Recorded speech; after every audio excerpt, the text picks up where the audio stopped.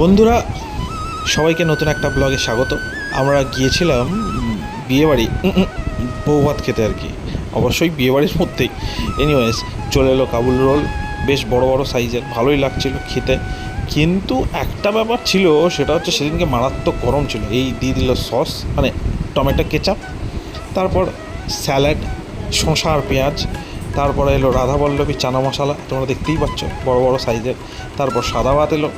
সাদা ভাত আসার পর তার সাথে দই কাতলা, কাতলা মাছের পেটি তো খুঁজেই বেড়ায়, মানে সারা পৃথিবীর লোক কিন্তু কাতলা মাছের পেটি খুঁজে বেড়ায়। হ্যাঁ, তারপরে চলে এলো ফ্রাইড রাইস, তার সাথে সাথে ছিল খাসির মাংস। গরমও ছিল কিন্তু খাসির মাংসর মতোই সেই দিনকে। তো যাই হোক, অতিলোভ আমরা ছেড়ে দিলাম না, সবাই নিয়েই নিলাম। আমার পাশে যিনি বসেছিলেন তিনি খুব একটা খাসির মাংস ভালো খান না, তবুও নিচ্ছিলেন। আমি তো 2-3 বার লোভিষ্ঠির মতো চেয়ে নিলাম। তারপরে সে গেল চাটনি, পাঁপড় আর এই সন্দেশটা কিন্তু বেশ ভালো ছিল। কি নাম ছিল জানি না, কিন্তু খেতে বেশ ভালো ছিল।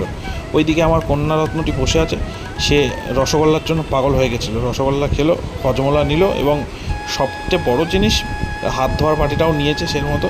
লাস্টে আইসক্রিম, ম্যাঙ্গো আইসক্রিম ছিল, ভালোই লাগছিলো খেতে। দাদাকে বললাম যে দাদা আপনি দিন আইসক্রিম, তো তোমরাও এনজয় করো।